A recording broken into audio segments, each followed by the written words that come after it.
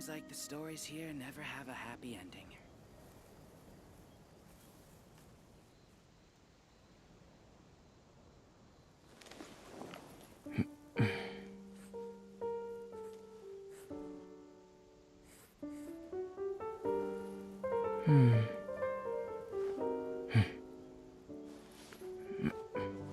Seems like the stories here never have a happy ending.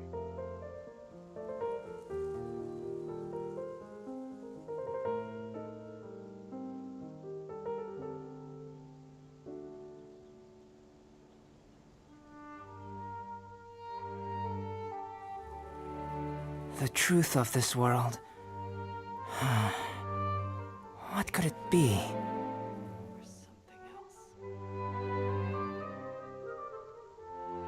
Seems like the stories here never have a happy ending.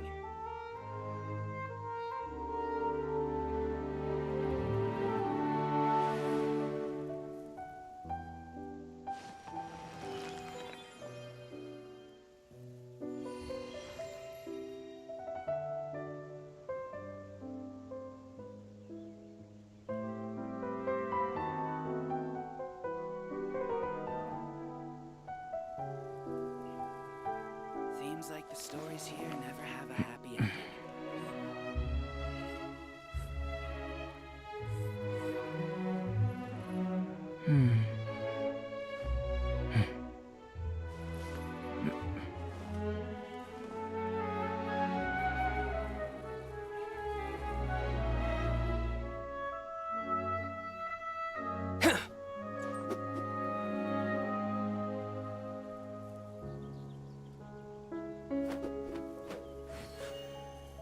Seems like the stories here never have a happy ending.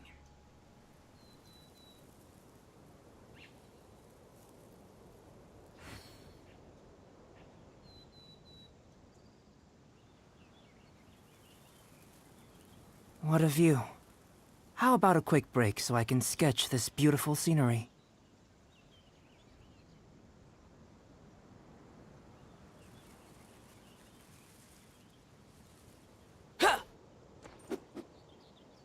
Seems like the stories here never have a happy ending.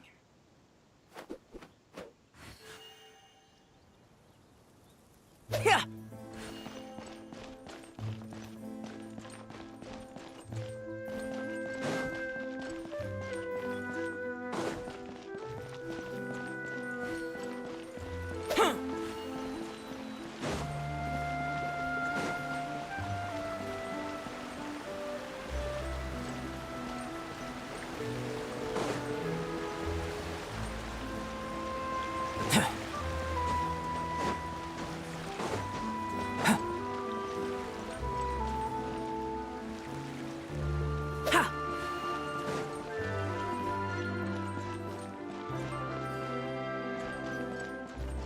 The entrance to the fortress!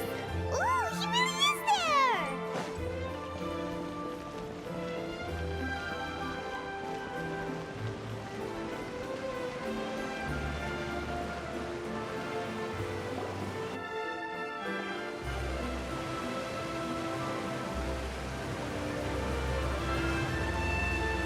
So, you really are here, Neuvillette!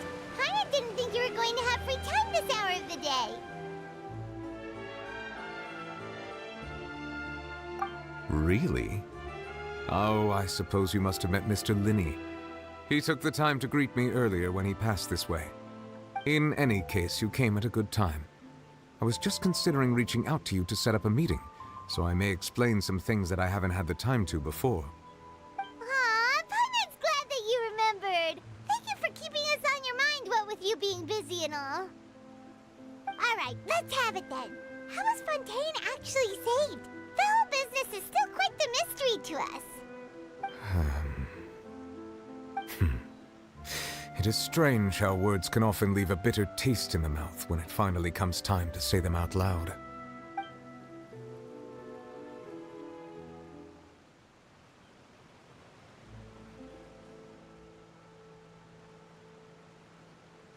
Whoa. So that's what happened? Fossilor destroyed destroyed the divine throne of the Hydro Archon and restored your power to you, transforming you into a fully fledged elemental dragon sovereign. But Paimon still doesn't quite get what you did to save the Fontanians from dissolving. For me, the authority of the ancient dragons refers to absolute control over the hydro element. Fontanians were incomplete humans born of Egeria's use of the power of the primordial sea, with constitutions similar to that of mimics. But so long as those primordial energies remain within them, I could use the ancient dragon's authority to grant them true blood, after the fashion in which life was first brought into being on this planet.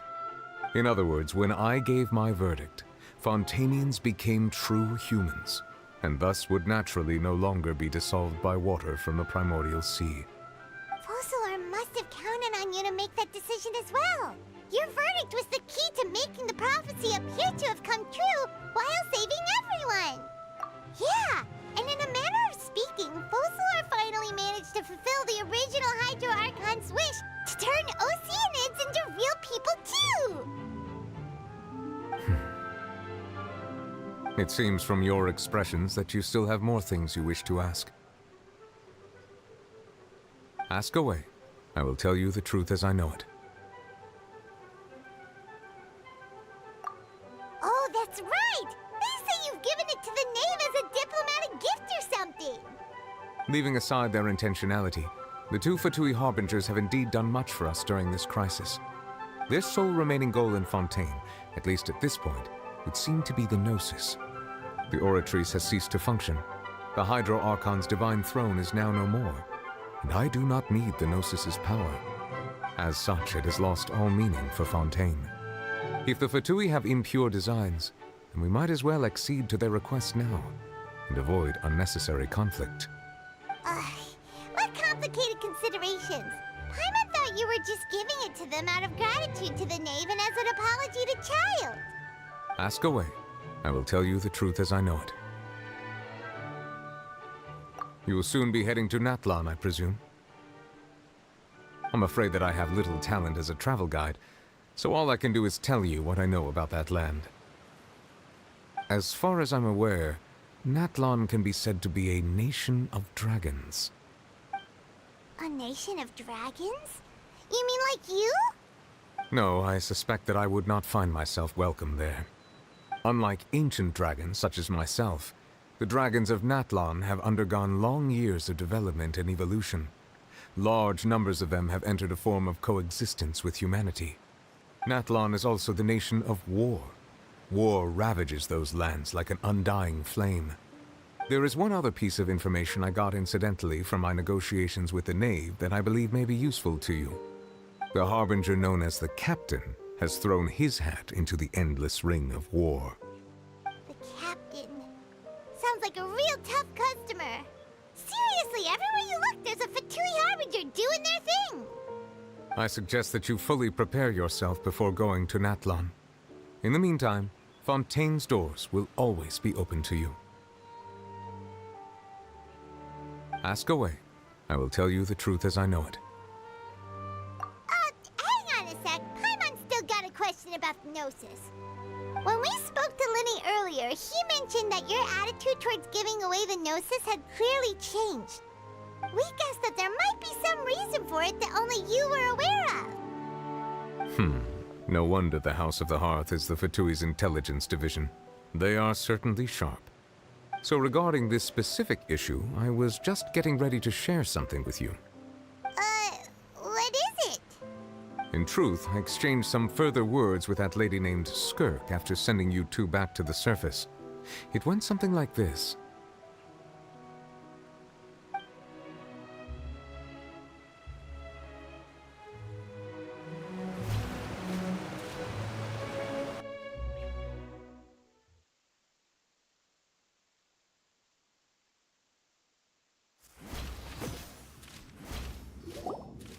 Well, we're going to head topside to see what's going on. You hurry over soon as well, all right, Nervalet? Whoa! What next? The all-devouring narwhal isn't here, so I'm no longer getting any interference. I can finally catch the scent of your power, what it's made of. It is the authority of the planet's primordial dragons, but with something very similar to a god's curse mixed in. It's quite a novel blend. I'm sure I've encountered something like this before. What was it again? I do not know what you speak of. Ah, of course. How could I forget? You should have the remains of the third Descender on your person, yes? Remains? I've never heard of any such thing. Huh. According to your parlance, I believe it may be called a gnosis. Well, that much is true. After Focalor's divinity faded, she handed her gnosis to me. But I fear I have never heard of it described in the manner that you just did. I've been training with my master, the Foul, ever since I was young, and I have never returned to the surface since. So most of the information I possess, I got from him. It is only natural for those who are greater than humanity to possess a different sort of common sense, which is why there are so many problems in our attempts to communicate with humans. Regardless, you should probably get rid of objects of misfortune to prevent any disasters from befalling you. To live in itself is a blessing. But once a person dies, the bonds he once had with this world shall all turn to curses. What do you mean by that? No need to fret. These are just my personal thoughts. And my reason for no longer wishing to return to the surface. This third Descender you refer to, who are they? And when did they die? Master never mentioned them to me. Perhaps it just wasn't that important for me to know. If you're interested, though, I could ask him. I'll be sure to pass the answer on to you next time. Next time? You believe we will meet again? I do. Wait. I have a disciple of my own, don't I? He can be the messenger then.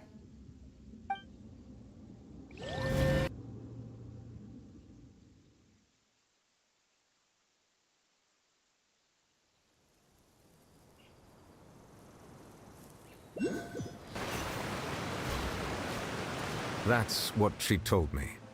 Whether it would prove useful or not, I wanted to pass that information on to you.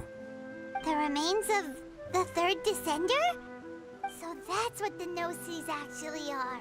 Paimon just thought they looked like chess pieces. How could they be a person's remains? All the same, assuming that there was no misunderstanding or special metaphor at play, that is what she meant to say. And she said that it would bring misfortune and that you should check it, which is why you gave it to the Fatui. If she speaks the truth, then I would simply be putting Fontaine at unnecessary risk by keeping it here.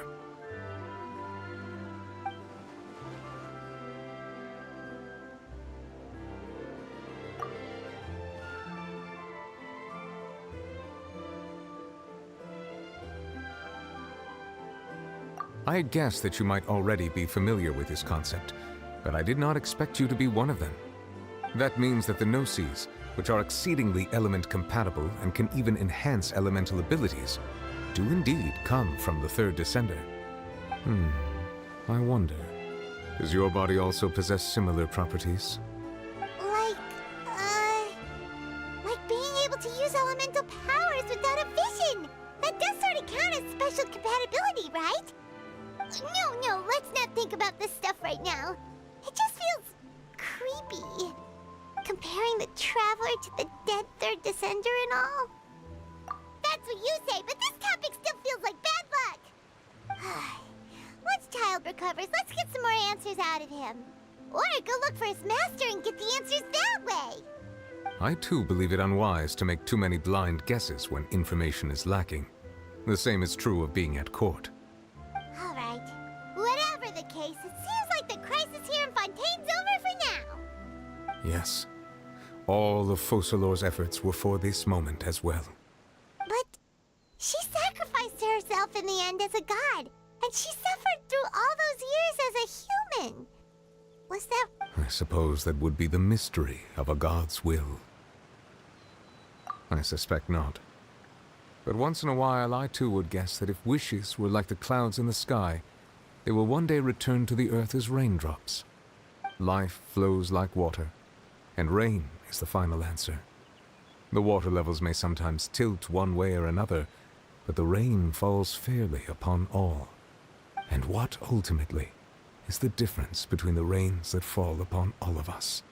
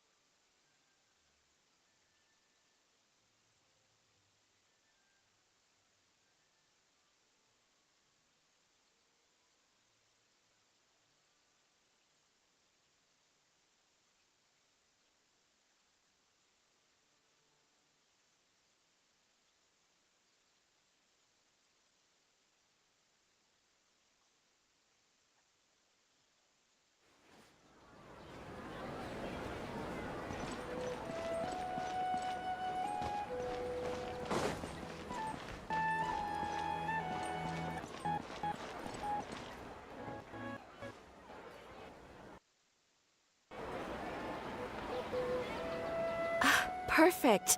It's you two. I have a commission here that has your names written all over it. In fact, I'd even go so far as to say you're the only ones for the job. The only ones for the job? Huh. If our help is really that important, it's probably some Archon class commission, right?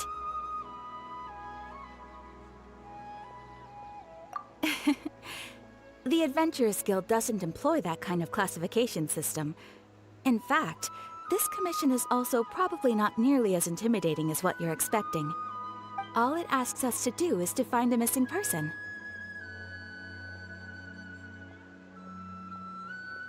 Huh? Then why did you say we were the only ones for the job? I came across this commission while reviewing our backlog not too long ago. It seems simple, but our records indicate that over a dozen successive efforts to complete it have all ended in failure, despite attempts by several accomplished and renowned adventurers. With the reputation of the Adventurers Guild and the performance of the Sumeru branch at stake, it's in our best interest to assign this commission to the adventurer with the highest completion rate over the past few years. Well, that's us for sure. All I'm asking is for you to give it your best shot. If it proves to be beyond your capabilities as well, I'll talk to the commissioner about canceling the commission. Okay, so who are we looking for? And what is it about this commission that's made it so hard to complete? This commission was jointly issued by the residents of Vimara Village. They say one of their own villagers has gone missing. But the problem is, they don't know the missing person's name. They can only provide information about his general appearance. They're all from the same village, but they don't even know his name? If so many adventurers have failed to complete this commission, maybe this missing villager doesn't exist at all. Could it be some sort of a prank or something? Unlikely. Several villagers came by to issue the commission, and judging by their appearance and tone of voice, they seemed incredibly sincere. It certainly didn't seem like a joke to them. Besides, putting up a commission requires a processing fee. There aren't many upsides to a prank that costs Mora to carry out. In any case, it would probably be best to go to Vimara village and ask around first. The Adventurers Guild does have some information on hand, but I would say anything you can learn directly from the villagers would be far more reliable. The best way to avoid misdirection is to go to the source. All right then, let's go! Paimon's starting to get really curious about this whole thing.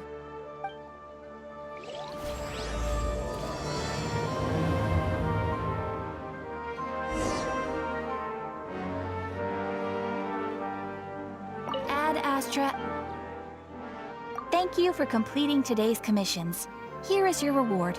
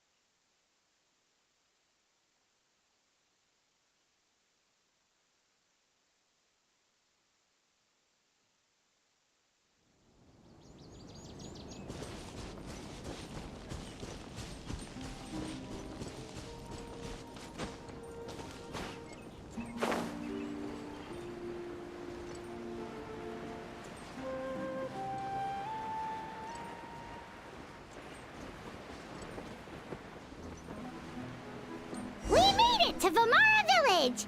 Why don't we talk to some of the villagers to learn a little bit more about the missing guy? If this commission is really as challenging as Catherine made it out to be, we're gonna need to carry out a very detailed investigation.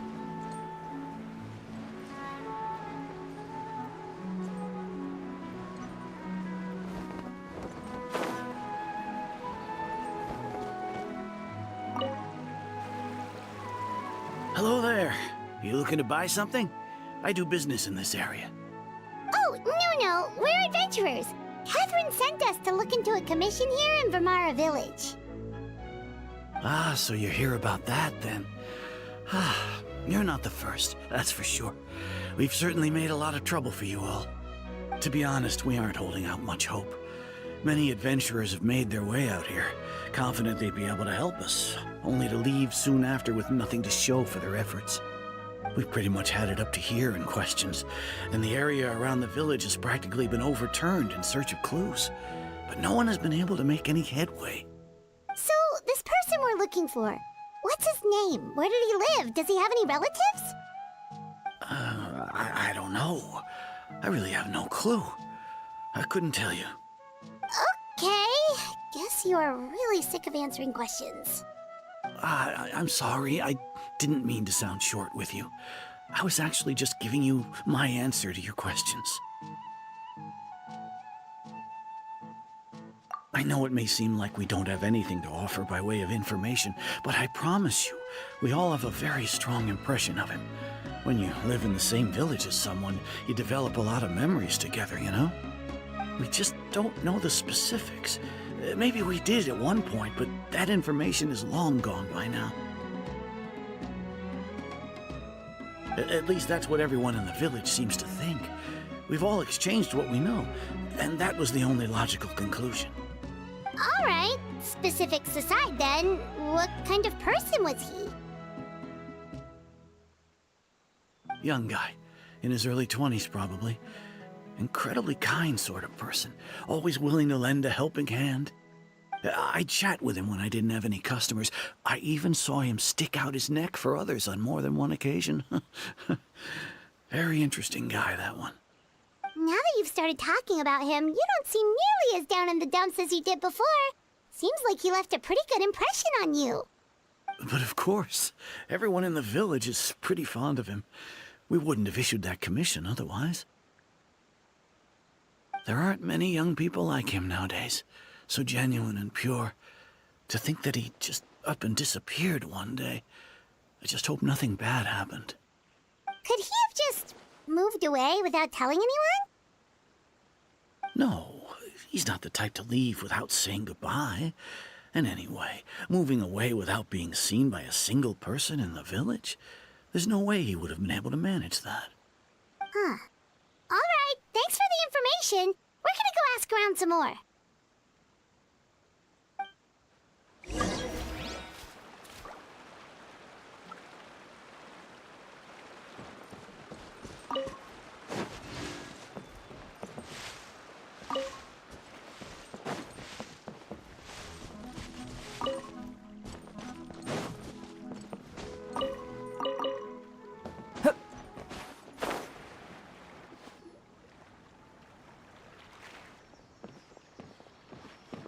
It's the guests I hear.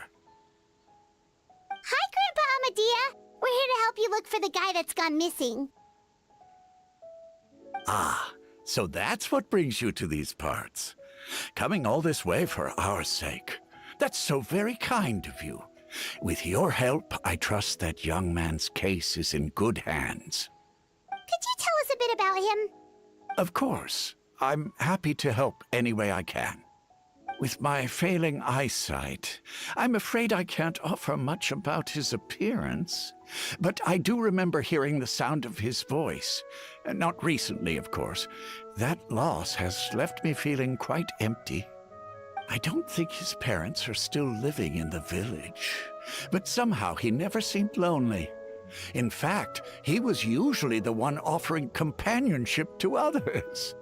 He would often take time to visit the elderly or play with the orphans in the village. And whenever someone had something on their mind, he was there to listen with open ears. He always knew just what to say. As the village chief, I owe him many thanks. Helping villagers navigate difficult moments in their lives should have been one of my responsibilities. But he was often the one rising to the occasion. Wow. He seems like such a nice and gentle person. No wonder his disappearance affected you all so much. But, you wouldn't happen to know any details about his name, address, or family situation, right? I'm ashamed to admit it, but I just can't remember. No matter how you look at it, I should know those things. But for some reason, no matter how hard I try to remember, the information just doesn't come. Perhaps my age really has caught up with me this time. It's okay. There's no need to force yourself to try and remember. We'll figure something out.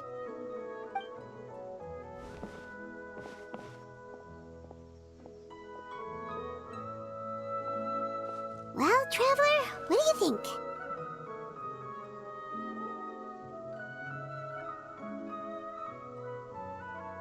I don't think so, too. Like, the name thing. It's so weird that no one remembers his name. And nobody has been able to tell us anything about his family or where he lived.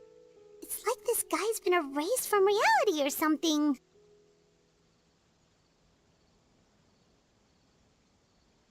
Wait, so you're saying it's not that he's been erased, necessarily, but more like he never existed to begin with? Okay, Paimon's gonna need some time to process that one. Someone who only exists in people's memories?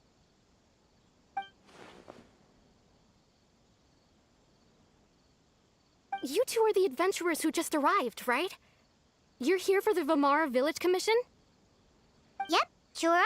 We were just looking into the case. I'm so glad to hear that. Thank goodness you haven't given up. I've been so worried the Adventurers Guild might cancel our commission. My name is Atosa, by the way. I grew up here in Vamara Village. Anyway, I just wanted to say, please keep searching for a missing villager. I'm begging you. You have to find him. Yeah, no need to worry. We'll give it our best shot. So, were you close to the missing villager? Are there any leads you can give us? I'm not sure this counts as a lead, but follow me. There's a place I'd like to show you.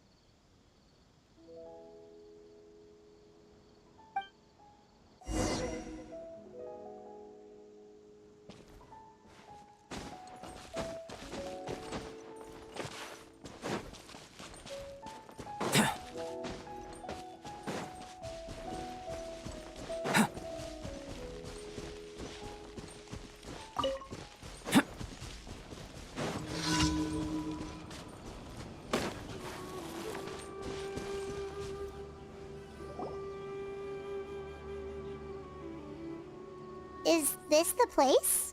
Under this tree? Yep. I know it doesn't look like much, but this place is very meaningful to me.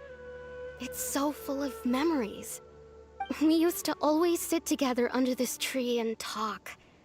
Sometimes we would look up at the clouds in the sky, or stop to feel the wind against our skin. We could sit there for hours at a time, never realizing how long it had been. I was actually adopted by the people of Vamara Village. The forest rangers found me in the woods as a child. I was surrounded by such good people, and growing up in the village was so lively. Still, there were times when I couldn't help but feel incredibly alone.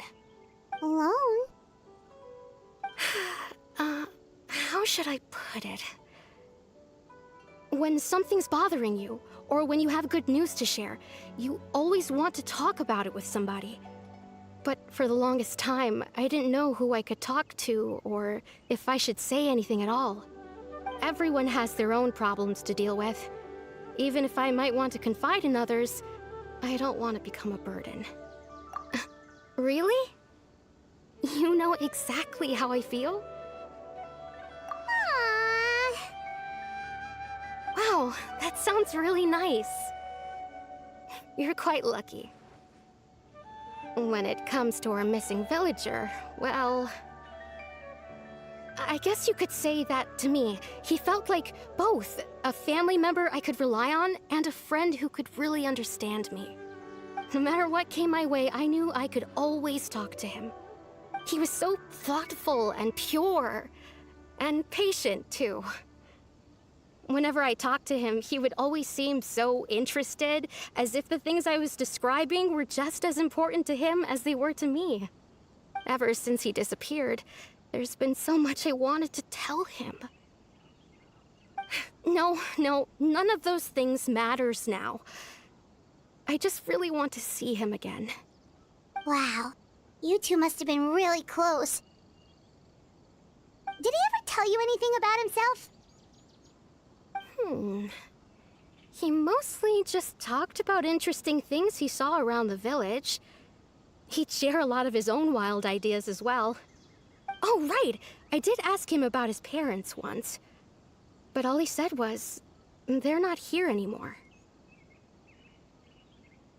I didn't know whether that meant they had left the village or passed away, and I didn't want to pry. Still not much to go off of. Look at me. Talking your ear off and still nothing to show for it.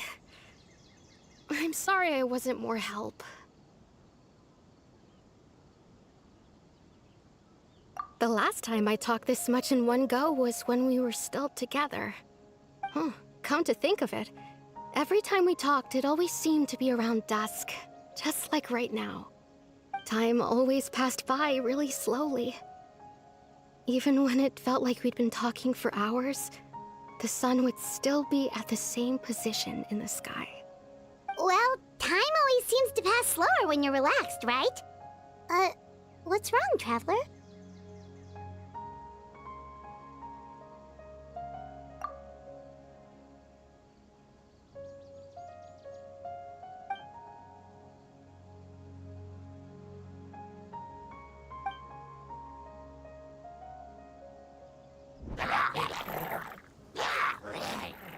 Hey, look at those hilly trails over there. Doesn't it seem like they're acting a little strange?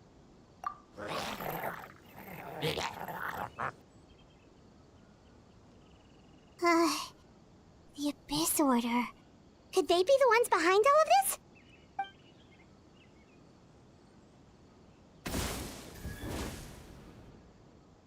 Uh-oh, we've been spotted! Quick, get ready to fight!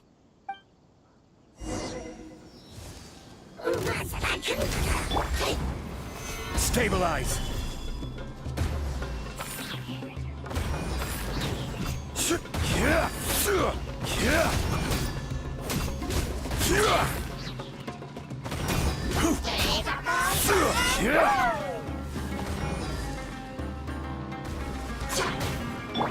Think you can bully me?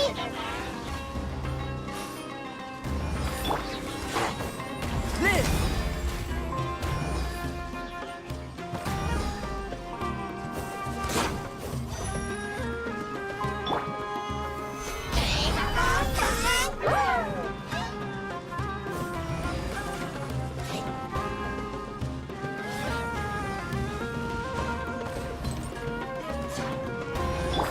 Burst forth!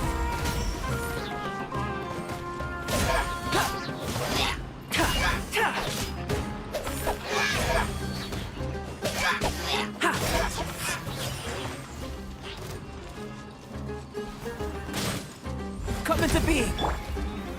Solidify! Moment of birth!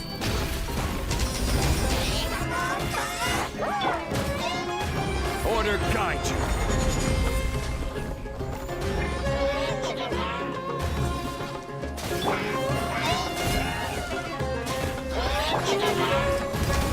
My calculations were off. Gather! Go Bishop down! Time for a light show!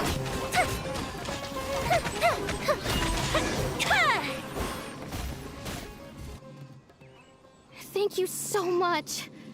I wasn't expecting monsters to show up. If you hadn't been here, I'm not sure what I would have done. It was no trouble.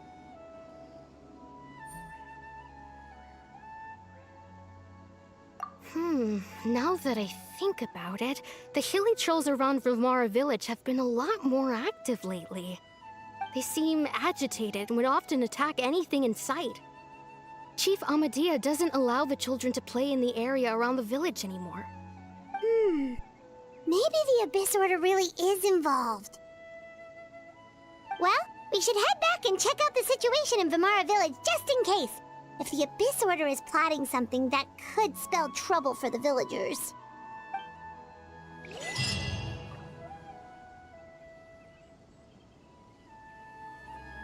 Wait a second. The person... It's Dainslev!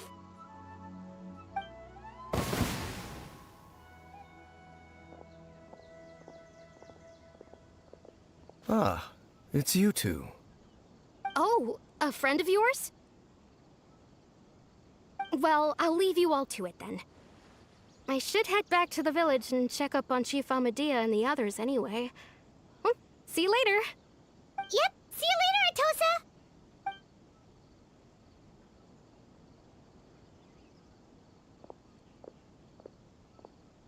Why do you always have to pop up out of nowhere like that?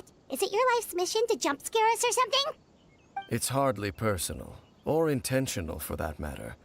As long as you and I are both in pursuit of the Abyss Order, we're bound to cross paths. Ah, so you're here to investigate the Abyss Order then. That would explain the monsters you were fighting just now.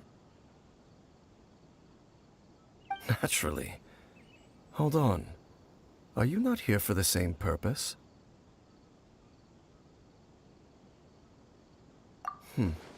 No matter. It may have taken you a while to catch on, but I'm sure you've also realized by now. but there's something strange about this place. The Abyss Order is most certainly planning something in this area. Or worse, their plan could already be in motion. So you think the Abyss Order is behind the Hilly Trail activity in the area? As things stand, I highly doubt that is their primary motive. I would imagine the increased hilichurl activity is merely a byproduct of whatever it is they're really trying to accomplish. Still, the hilichurl activity is causing a lot of problems for the people here. We should stick around for a while and protect the village, don't you think? The best way to protect them is by figuring out what the Abyss Order is truly planning. That is how we prevent further tragedy. Okay. And you shall have them. I never intended to hide anything from you. Don't worry. There should be ample time to talk.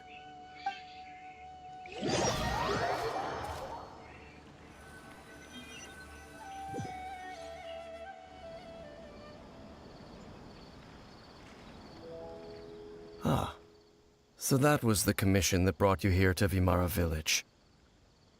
Someone who seems to only exist in people's memories. That is indeed quite intriguing. I would agree that it's unlikely you have a simple missing persons case on your hands. However, any possible connection to the Abyss Order is still unclear. It appears all we have by way of clues is increased hilichurl activity, and that is certainly not much to go off of. Right! That mysterious voice he heard in his sister's memory. The one who called himself a sinner. Who is he?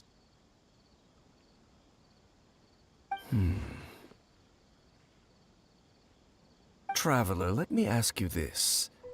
Do you believe your sibling to have betrayed you?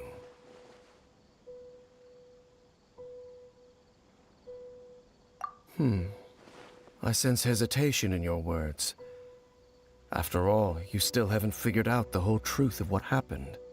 There's still hope for the two of you to reconcile. Irreparable damage has not yet been done. The sinner you wish to know about, his situation is different. He and his fellow sinners have long betrayed me, and long betrayed their nation. His name is Vedrfolnir, the Visionary. I'm loath to admit it, but he is also my kin, my older brother. Your brother? There were 5 of them, the 5 sinners of Kanria. The wise Roptatir, the visionary Vedrfolnir, Gold Rhindaughter, the foul Sertologi, and Rehir of Solnari, Rerir. No matter how eroded my memory may become, I will never forget their names. One day, I shall have my vengeance. Wait, some of those names sound really familiar. Rhindaughter is the one who created Albedo.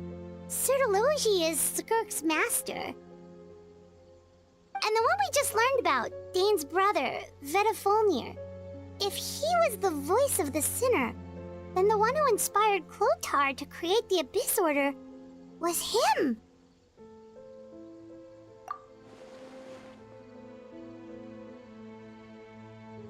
They were once people of great esteem in Kanria.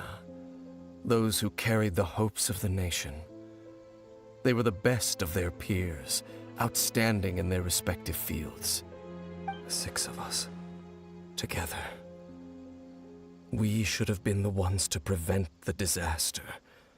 The ones to stop the Vinster King from continuing to rock the foundation of the world.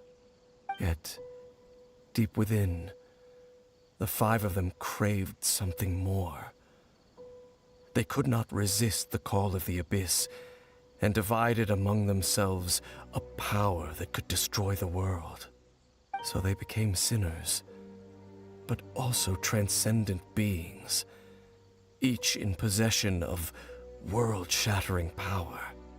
And when the cataclysm occurred, not one of them stood up in defense of their nation, Not one came forward to prevent the tragedy, and for that, they shall never have my forgiveness.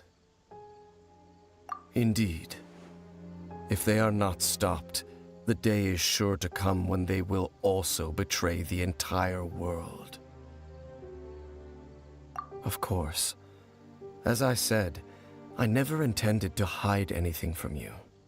So, Dane, what have you been looking into all this time? I've continued to investigate the questions surrounding the Loom of Fate. It's been quite some time since the initial operation was launched. By retrieving the eye of the first field tiller, we were able to stop part of their plan from coming to fruition. Oh, Paimon remembers! Weren't they going to use it to corrupt Osile and make a god or something? Indeed. However, it's obvious that was just some sort of technical experiment.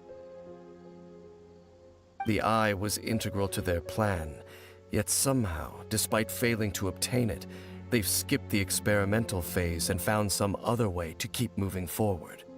There are many signs pointing to that effect. Then, what should we do? It's not too late, is it? Our most pressing concern is to determine the purpose of the Loom of Fate. From there, we'll be able to deduce the Abyss Order's true objective. Based on the intel I've gathered so far, I suspect the Loom of Fate is related to the ley lines in some way. The ley lines? Traveler, you were able to observe your siblings' memories last time, yes?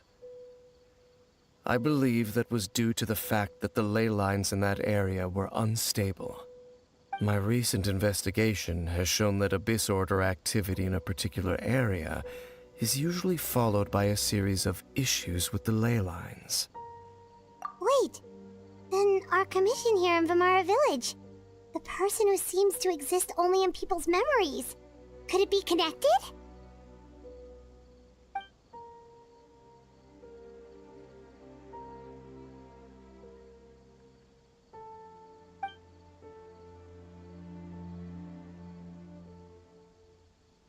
It's certainly possible.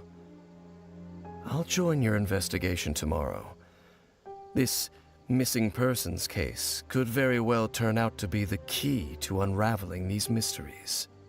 Well, if we're teaming up with Dane again, we're gonna need all the energy we can get. Let's try investigating somewhere a little further away tomorrow.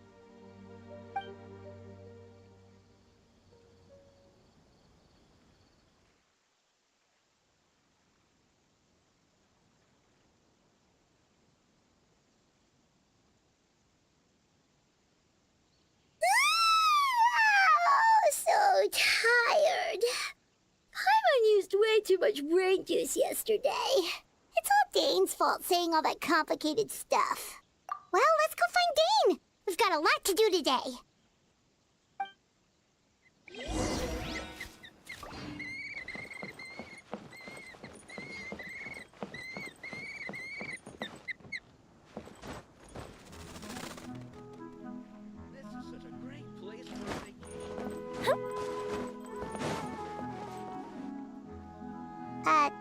Dane?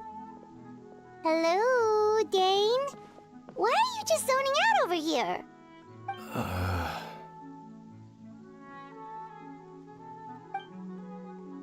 Did something happen?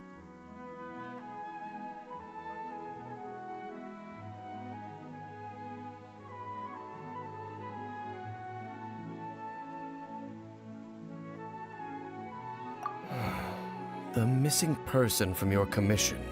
Could you describe them to me? Oh, young guy? Early 20s? Seriously, Dane, what's going on? There appear to be certain memories in my mind that weren't there before. Memories of him. Maybe we just talked too much about him yesterday and you had a weird dream or something? No, it wasn't a dream. They're memories. Memories that suddenly appeared in my mind after I woke up. And I'm certain I've never met this person before. I remember handing him the eye of the first field tiller.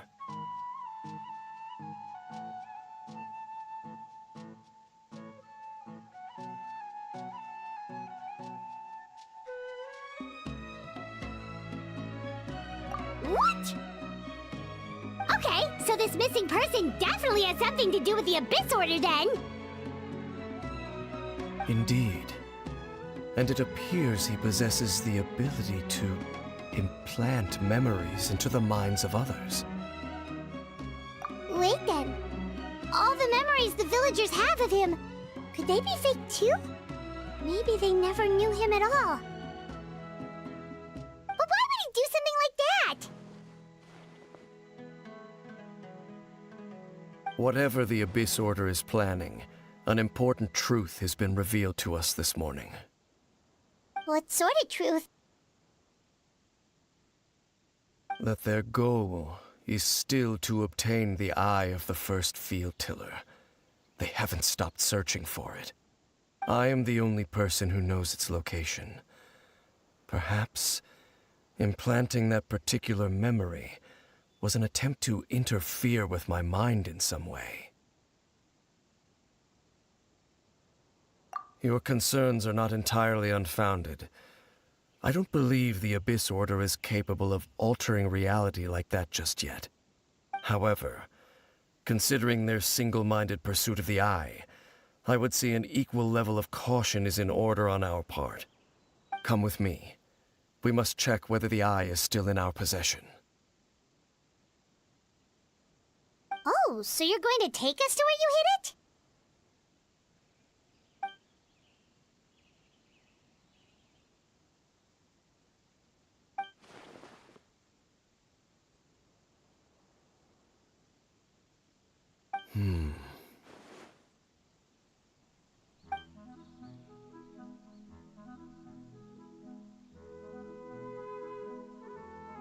Of course.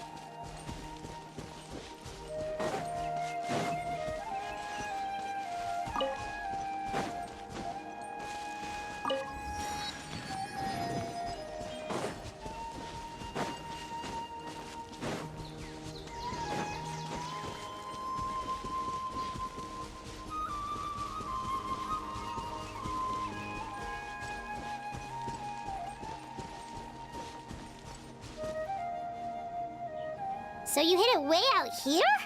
Not an easy place to discover, that's for sure. Well, let's go check to see if it's safe. Traveler, wait.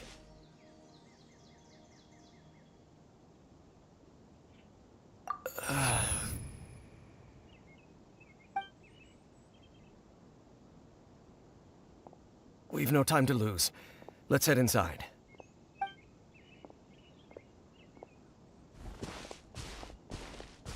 Hey, wait up!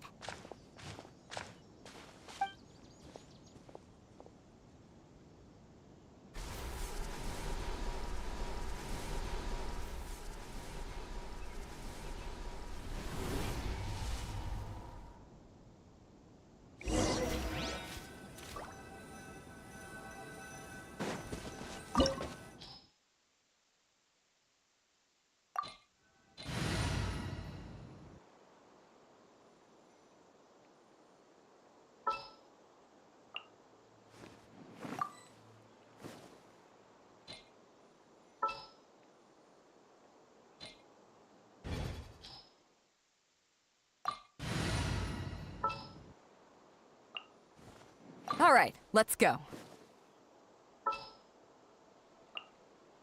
The threads of your fate lie in my hands.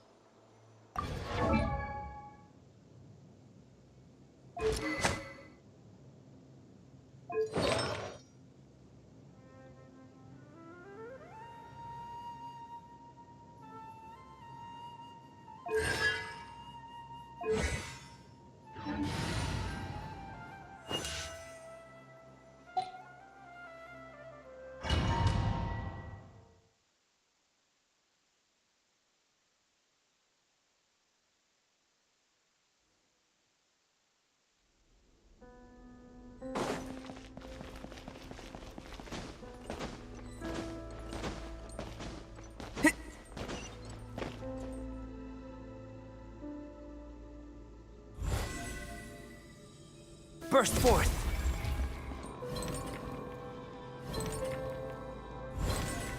Coming to be!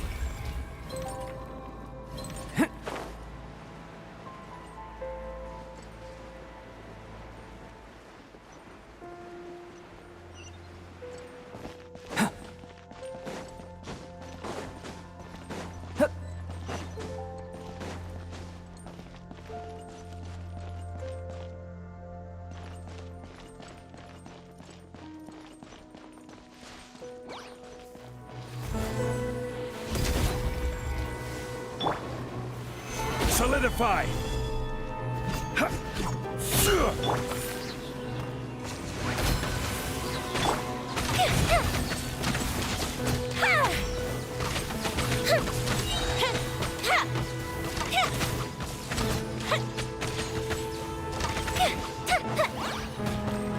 Fuse is lit!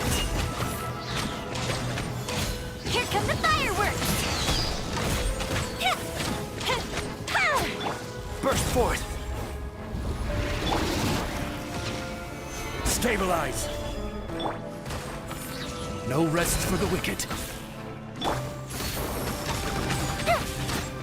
It appears the mechanisms here have changed over time. You can access the upper floor through the side door. Perhaps you should try reactivating the mechanism over there.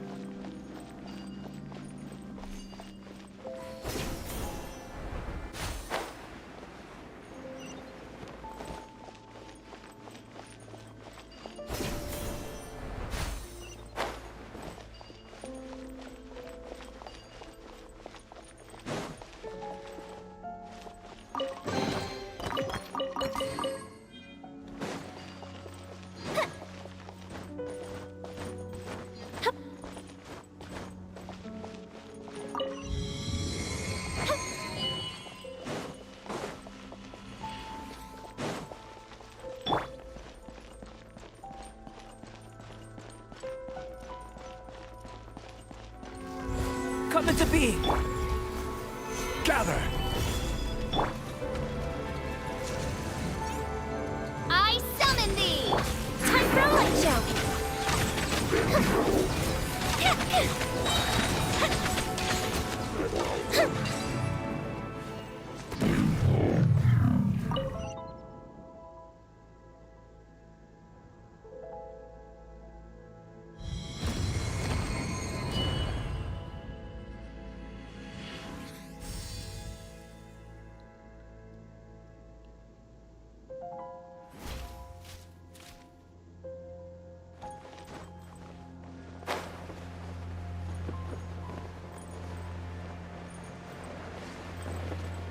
Make sure all the runes are pointing in the direction indicated by the light.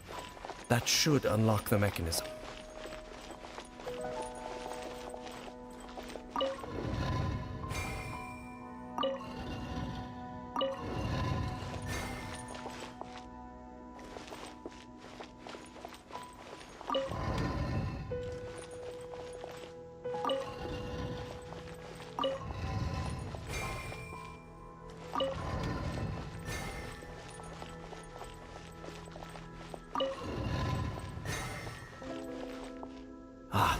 The door's open.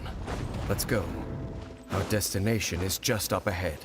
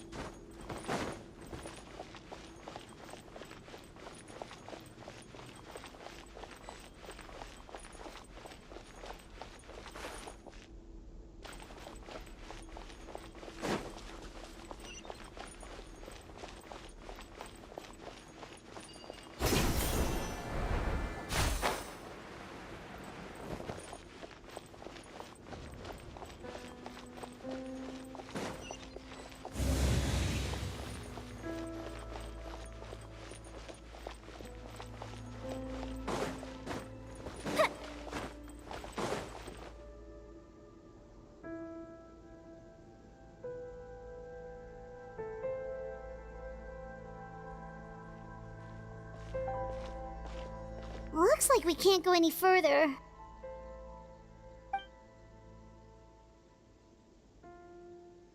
Be on your guard. I sense the presence of the Abyss. It's the Abyss Order! They're here! Liz! Mortal! Stabilize! Witness my great undertaking!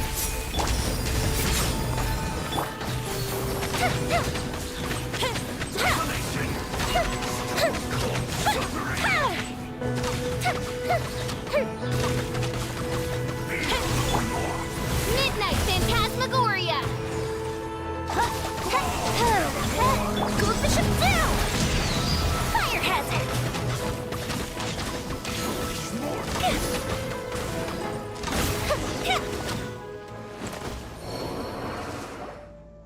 Just as I suspected. The false memories were a trap. The Abyss Order just wanted to follow us here. Now that they're in the vicinity, we should have a chance to see... Dane? What's wrong? Can you feel that? There's been a disturbance in the ley lines. It must be the work of the Abyss. Wow, you must be really sensitive to that sort of thing. Paimon doesn't feel it. You too. Do as I say. Use that mechanism over there and leave this place. The Abyss Order is putting something in motion. If you return to Vimara Village, I suspect you might finally have the opportunity to locate the missing villager. Just think of it as a way to divide and conquer.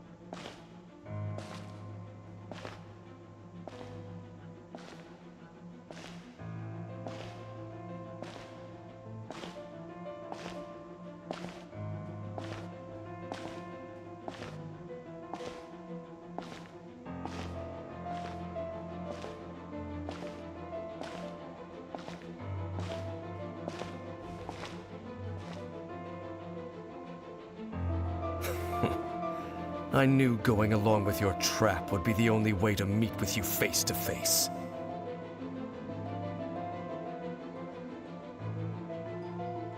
You risked your safety and that of the Eye? That's quite the gamble, Dainsleif. But I believe that I am the one walking into a trap laid by the Twilight Sword. So you came here all on your own? What about those followers of yours? When the Twilight Sword is prepared for battle, any army I could send would only be marching to their doom. Better that I face you alone. I know you must have a lot to say, but if it's a conversation you want, you'll have to defeat me first.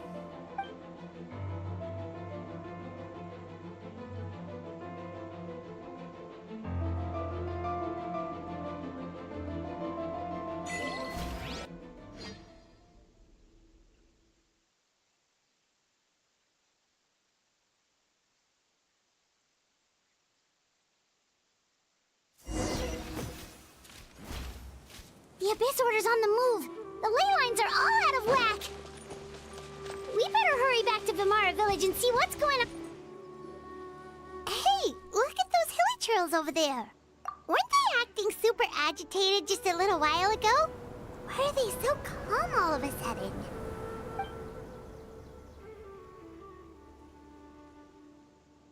In the New World, they bade farewell to the shrouded sun.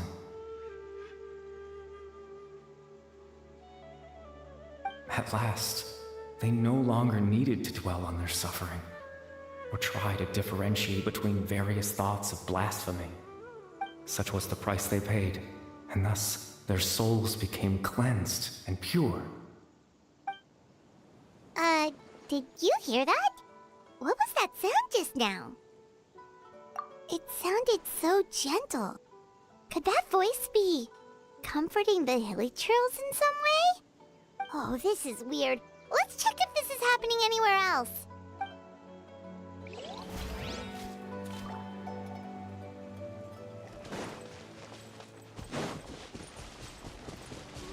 Looks like the same thing is happening over here too.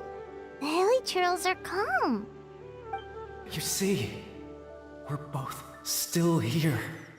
We've reclaimed an endless amount of time to love. Release your tears. You no longer need to hold back your sorrow.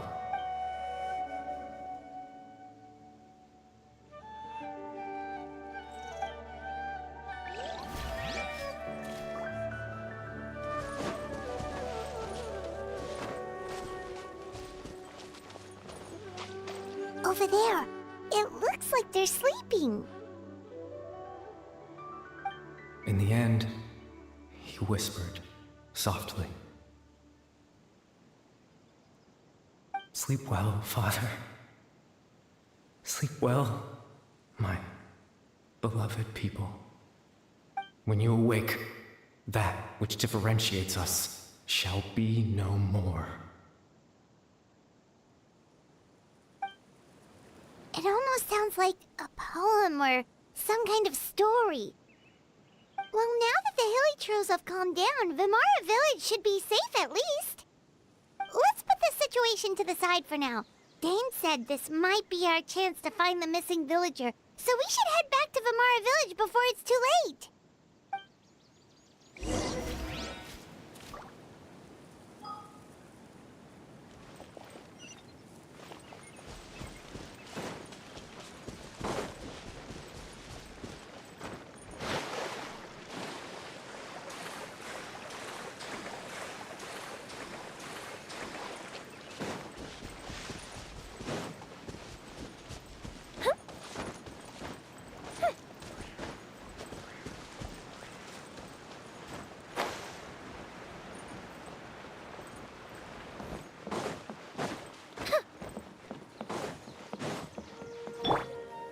Coming to be! Grandpa Amadea, is everyone all right? The Abyss Order seems to be up to something nearby. The Abyss Order? This is the first I'm hearing of it. Thank you for your concern, but as far as I'm aware, it's been business as usual here in the village. Well, that's good to hear. Oh, also, you didn't happen to come across any clues about the missing villager while we were gone, did you? Someone's gone missing, you say? Who would that be? Huh? You know, the young guy from Vimara Village. The one you've been looking for all this time. You posted a commission with the Sumeru Adventurers Guild. That's kind of the whole reason we're here, actually.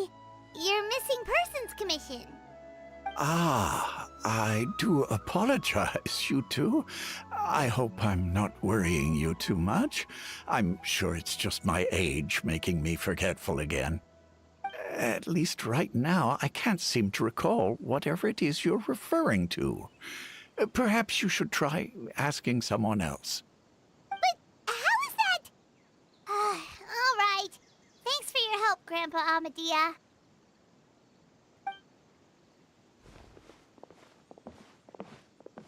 Something's definitely not right. We just talked to Grandpa Amadea about the missing villager. There's no way he could have forgotten all about him just like that. What do you think, Traveler? Could everyone's memories of the missing villager have been erased again? You're right. We should narrow down the possibilities first. Let's go ask someone else then.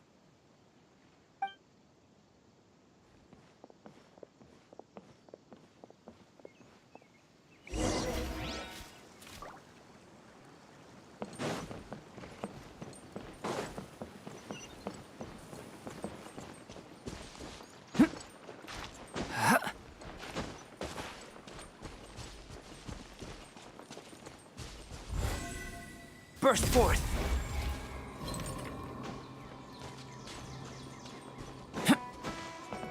Come into being.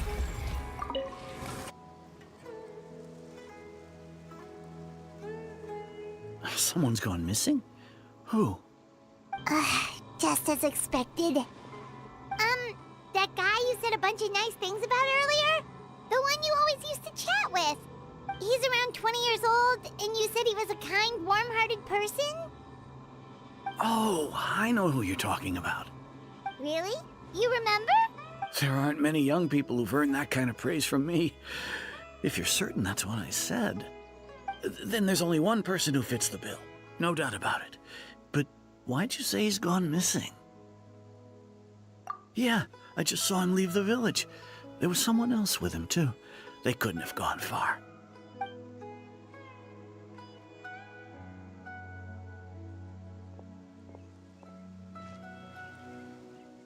Strange. Bayram seems to remember him. And apparently he just saw him? Do you think maybe it's not that there's something wrong with people's memories, but that we've somehow returned to a time before he went missing?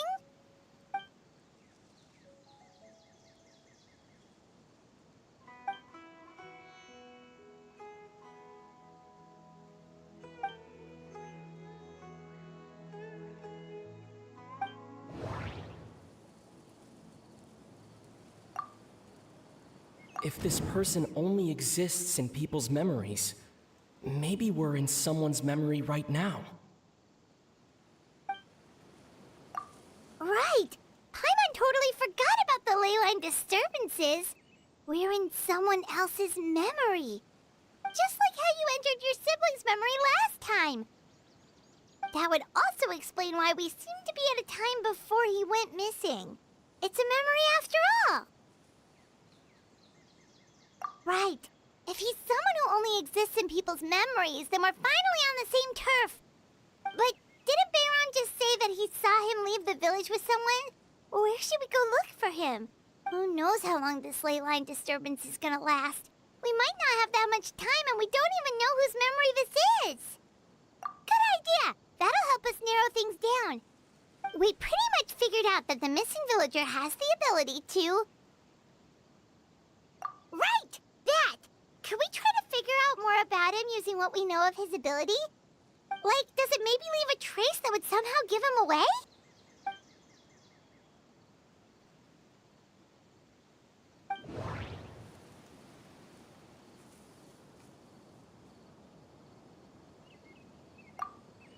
All the memories seem to be set in or near Vimara village, but I'm still not sure if they're restricted to this location. No, based on... If time was allowed to pass... No wonder! All this time and the sky hasn't changed a bit! That must mean time isn't passing! That's the tell of the fake memories! The implanted memories are basically taking place outside of the regular 24 hours of the day. If the memories included the regular passage of time, it would be easy for people to tell that something was off. Like there could be overlap or something. People might start to wonder why they remember doing two different things at the same time of day. That's why he makes sure the memories take place at a specific moment in time rather than over a period of time.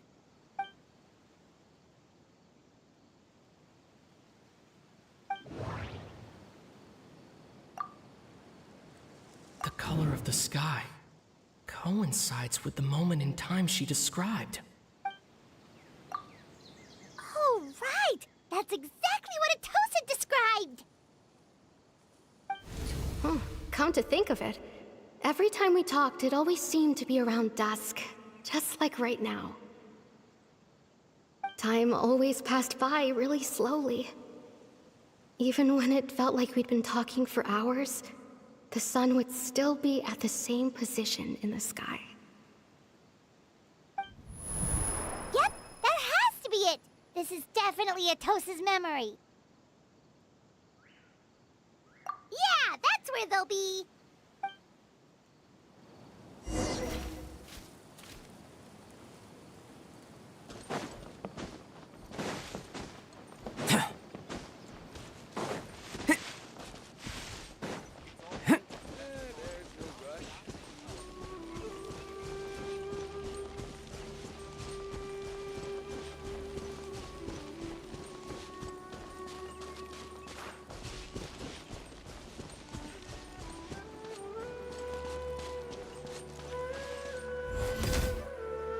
So, you see, Granny Jahiet was a mercenary when she was younger. She just talks like that out of habit. She's not trying to scare the children on purpose. Oh, there I go again. Always talking about my own things. Do you maybe have anything you want to share? It's okay if you don't. You could also just talk about what you think of me? Oh, I think you're an incredibly strong and thoughtful young woman. You'll meet many amazing people and live a very happy life. You won't miss someone like me. Huh? Are those your friends over there?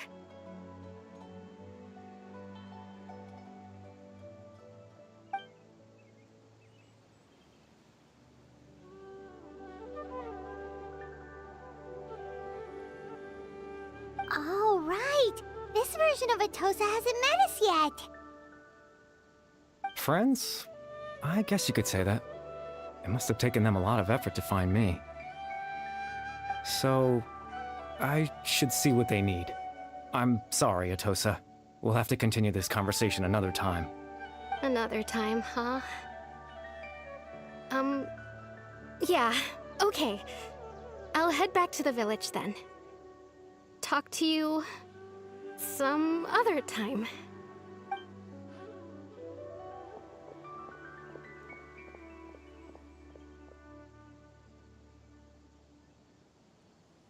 It's nice to see you, Traveler. I believe this is the first time we've met.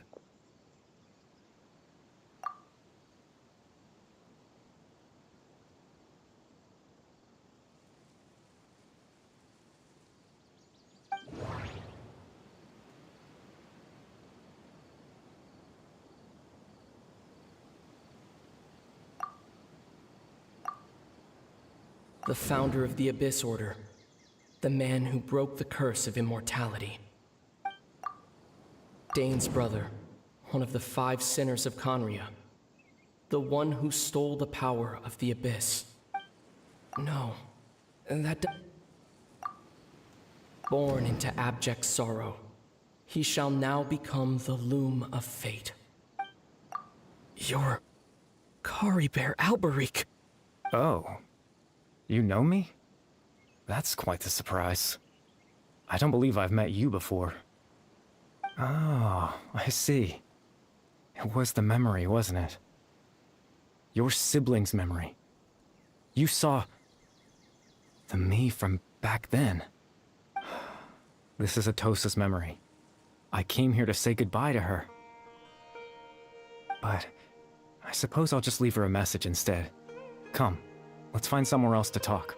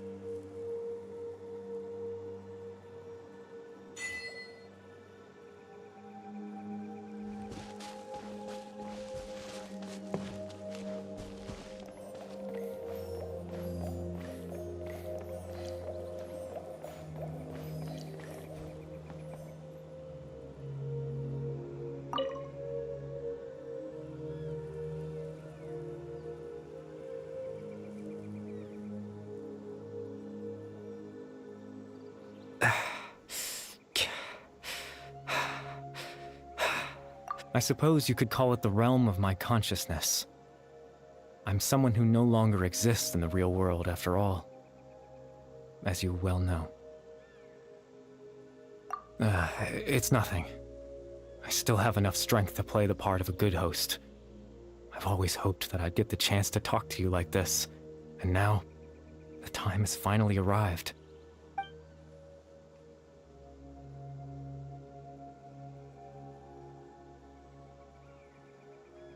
Extreme sorrow and pain.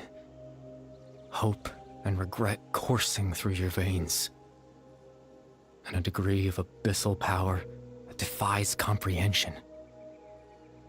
Father told me that once I possessed all those elements, I would become the loom of fate. But despite his intentions for me, I never truly became the loom of fate. I was merely used as a means for its construction. In truth, I died the moment I set everything in motion. The person you see before you now is nothing but a remnant of consciousness left over within the loom of fate.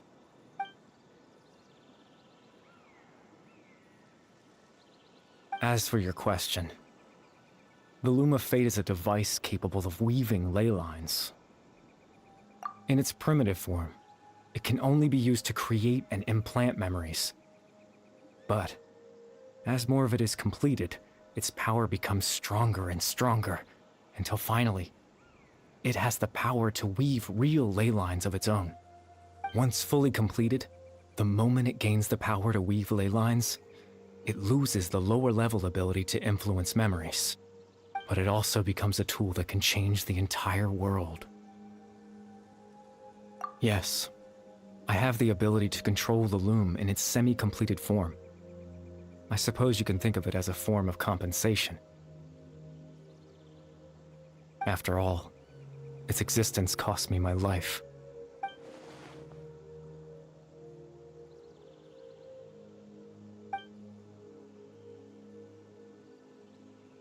Ah, that. I was wrong to implant those memories. I'm sorry I caused so much trouble.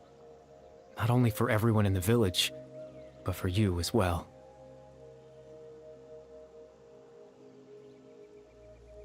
I just wanted them to feel like I once existed in this world. As if I had a chance at life.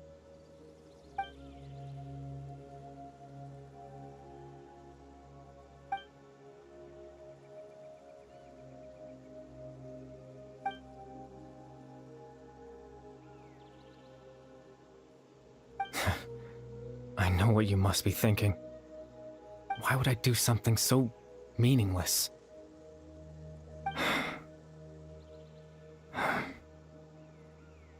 But I just couldn't accept it. I had to know what it would be like if I had my own life. What kind of person I would be. What other people would think of me.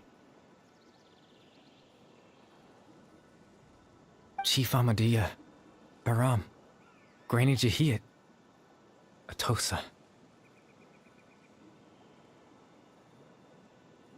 What would it be like if I could live alongside them? No cataclysm, no curse. Just a quiet life in a peaceful village. I was curious, so I selfishly tried to have my own life. Even if that meant piecing together the version of myself that could have been. One memory at a time. I know it sounds stupid. After all, my life ended a long time ago. Any chance at living was stripped away from me when I was 8 years old. My consciousness left to mature in an illusory world of nothingness. Even the form you see before you was nothing but an invention based on my father's appearance.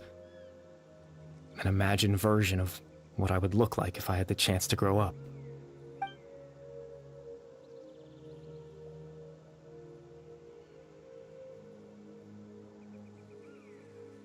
I know. But there's nothing I can do to make them find me.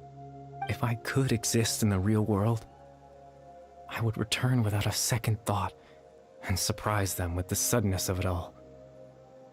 But, well, that's not possible for me.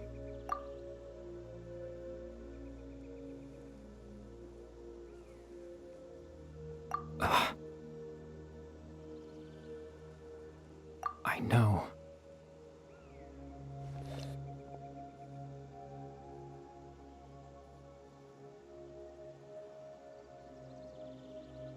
Captain Dainsleif. Twilight Sword, you mean? No need to meet up with him. Things should already be settled on his end. Exactly. As someone who could only exist in people's memories, the fact that I'm able to talk to you in my consciousness like this can only mean one thing. The Loom of Fate has already been completed.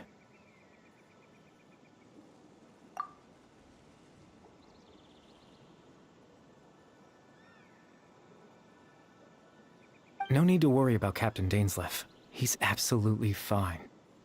The only reason he lost the eye was because I happened to guess exactly what he was planning. Captain Dainsleif has had the eye inside his body this whole time, hasn't he?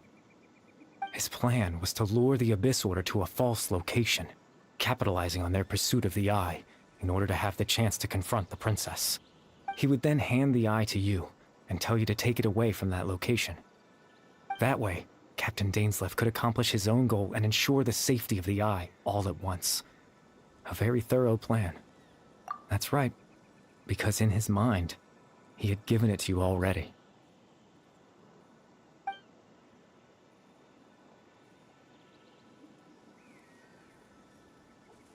Before you two entered that false location. Traveler, wait.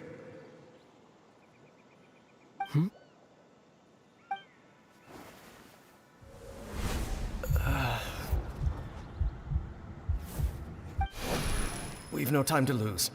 Let's head inside.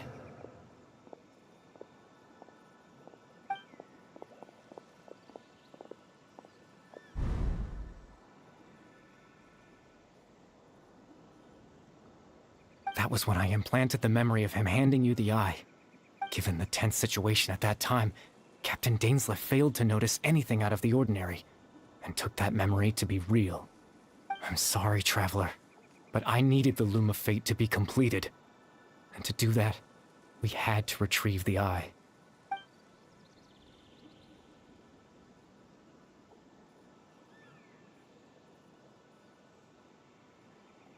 I promise I'm not trying to conceal anything from you, but I truly have no idea what the princess is planning. Tevat's ley line system is deeply entrenched in the planet. Creating new ley lines can neither replace nor extend the ones that already exist. In the face of everything they could be planning, I fear I'm too insignificant to even get a glimpse of the bigger picture. In any case, I had my own use for the Loom of Fate, and my goal, at least, has been achieved.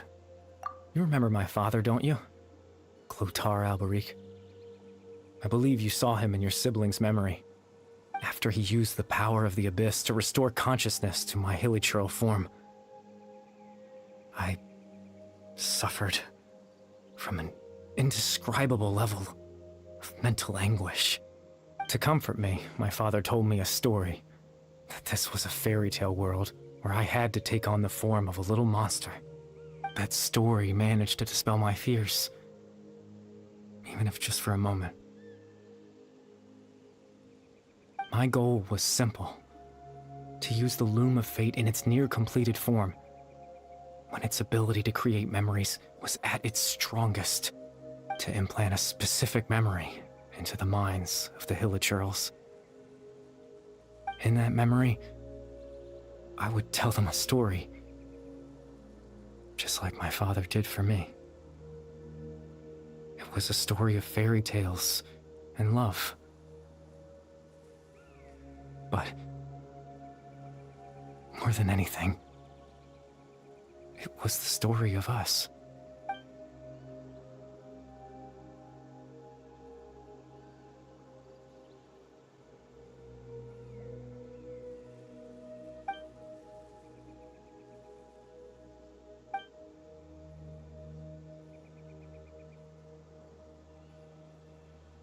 I can't change the world. Not when I lost the very right to exist within it. Implanting those memories, that was the most worthwhile thing I could offer. All that's left of my existence is a wisp of residual consciousness tied to the Loom of Fate. In truth, that trace of my consciousness should have dissipated long ago. My goal was the one thing that allowed me to hold on all this time. But now, the bedtime story is finished. And it's finally time to rest.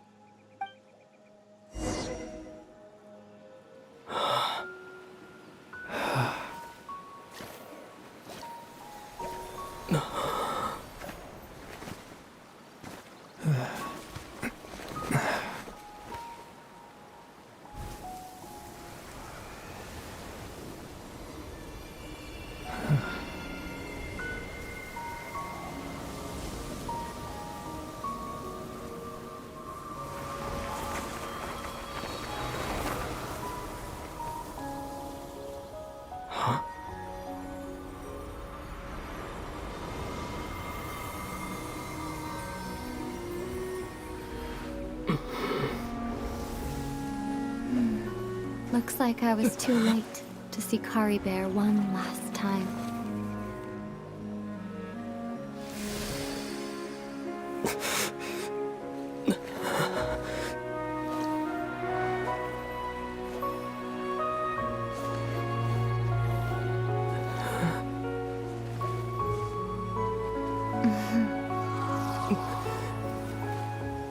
Kari Bear's consciousness is gone, and this space will soon disappear along with it. Neither of us belongs here. That's why we're not tangible. Were that not the case, I'd love to hug you too.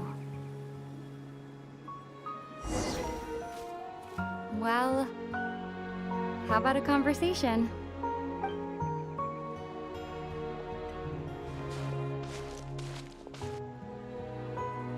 The chance to just stop and talk like this is certainly not easy to come by.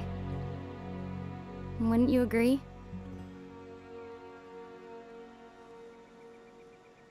That battle earlier was tough. The one against Dane, I mean. I didn't expect that after everything, he would still hesitate to raise his sword against me.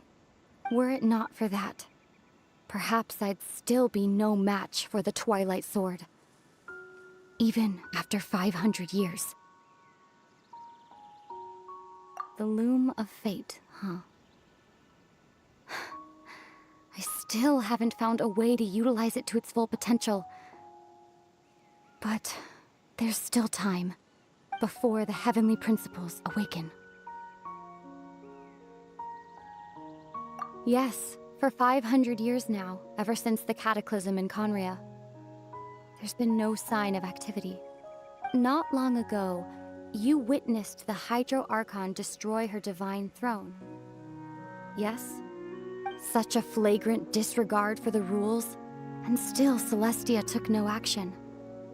I suppose that's proof enough of the Heavenly Principles situation. However, the Heavenly Principles will awaken. We just don't know when that will be, or what might trigger it. You could say that. Just look at Kari Bear. He was so pure and single-minded. The space we now find ourselves is a perfect representation of who he was. Quiet and peaceful. Even as a hilly churl, seeing the terrible sight within the mirror wasn't enough to taint his spirit. He brought comfort to the people of this world, even though he was denied the very right to be a part of it. So ask yourself this. Who was it that deprived him of that right to exist? Of course, that's only one example. My feelings about the heavenly principles are too complicated to explain in just a few words.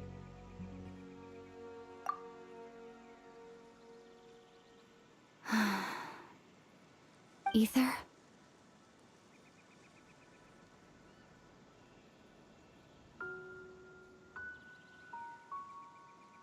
You're the only one in this world who calls me that.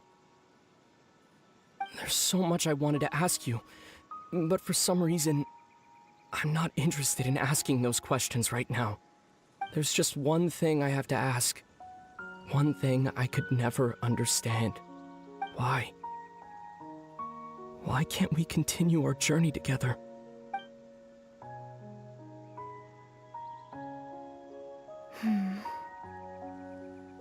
At the end of my journey, I arrived at a place known as the Sea of Flowers at the end. Do you remember? A long time ago, when we traveled between worlds together, you told me you wanted to find a place in the universe where that one flower was in full bloom. To have a place like that suddenly appear before me. Well, would you think of that as a coincidence? You mean... I miss you too, Ether. But as this war continues to rage, and as I continue to seek that final answer, I don't even know how to face myself sometimes, let alone my own brother. Huh? What's going on? This space has lost its tether. I doubt it'll be able to exist much longer. In fact, aside from our inability to physically interact with each other, there's something else you should know about this space. With Kari Bear gone, we won't be able to remember anything that happened here. Everything in space will be wiped from existence, including all memory of our reunion. You're only telling me this now?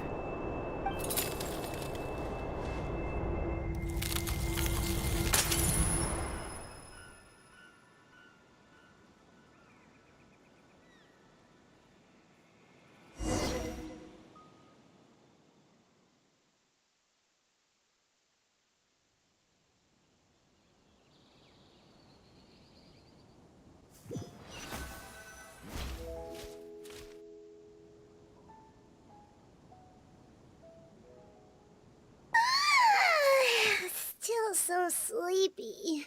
Paimon's head feels all fuzzy. Oh, Paimon woke up a little earlier than you, so Paimon will fill you in. The villagers said that they saw us sleeping near the village yesterday. They couldn't wake us up no matter how hard they tried, so they decided to just bring us back here.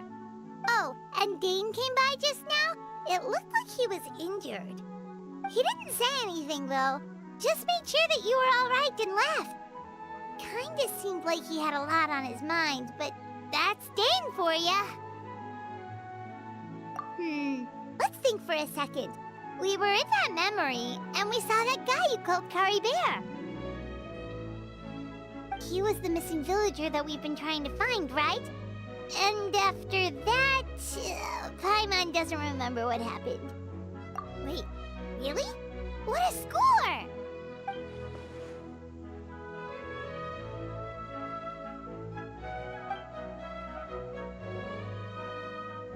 Well, what happened after that?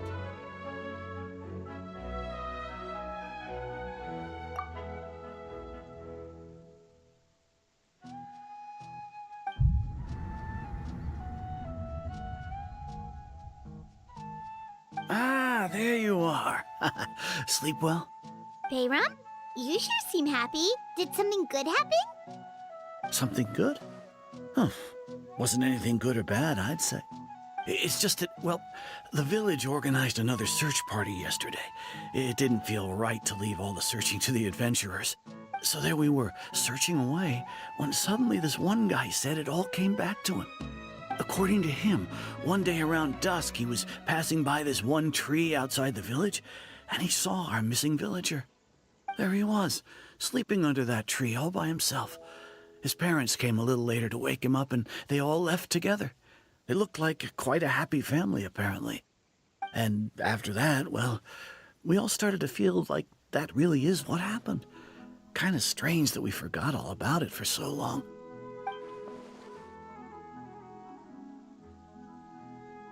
Oh, and we also remembered his name, Kari Bear.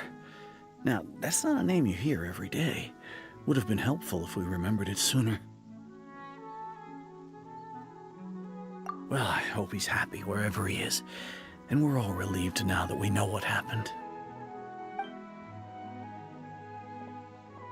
Seems like everyone thinks Kari Bear left the village. That's probably for the best. At least they have some sort of explanation now. Paimon wonders how Atosa's doing. Maybe we should go check on her.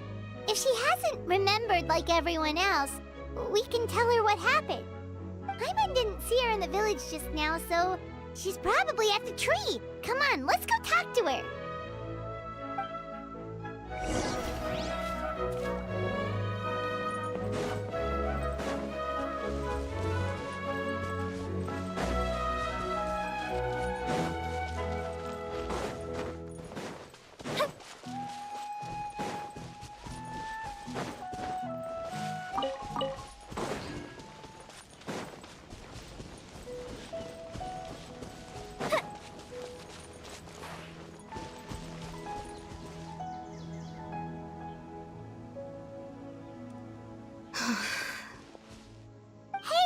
How's it going?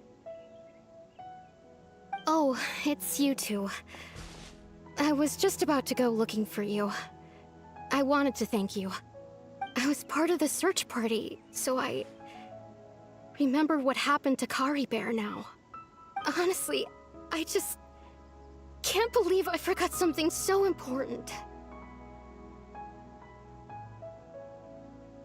It's funny, but I have this feeling he told me the same thing. I just can't seem to remember when.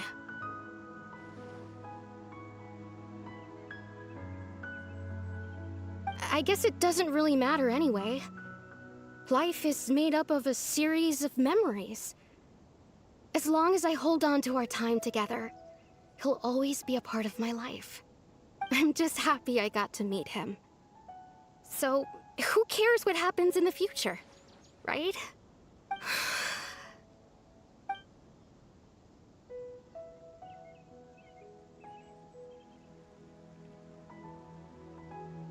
Okay, I'll admit, I'm just putting on a brave face. I was dumped, wasn't I? Otherwise, why would he just leave like that without saying goodbye? You don't need to comfort me. I'll be okay. It's just like Kari Bear said. It's the things we overcome that make life more precious. And you know, if he has a heart, maybe he'll come back and see me one day.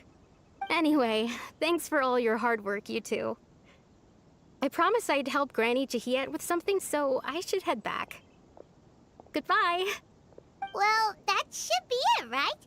Everyone's lives can go back to normal now. Oh, right! Weren't you about to tell Paimon what happened after your conversation with Kari Bear?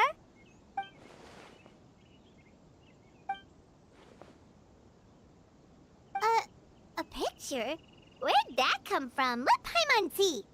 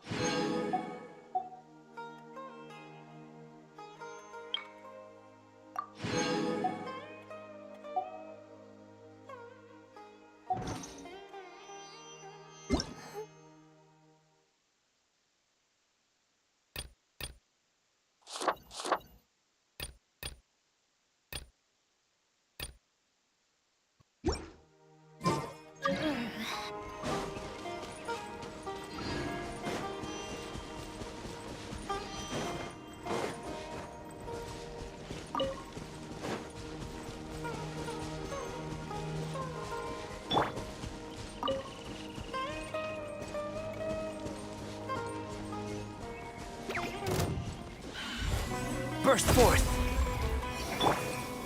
Gather!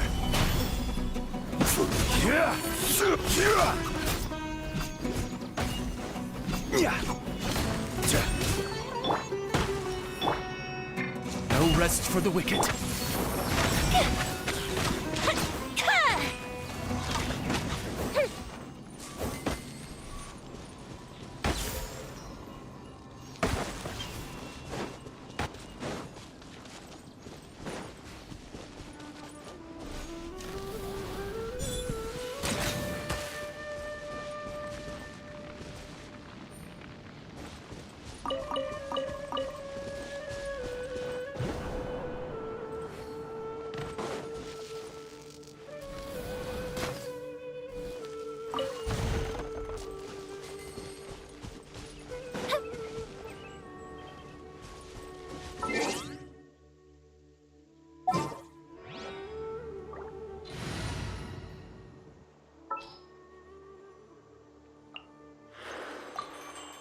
Time to broaden the horizon.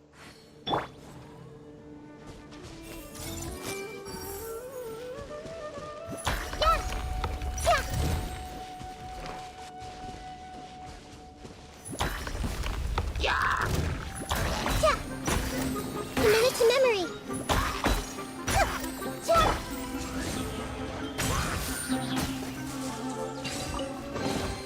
Destiny has brought me hither.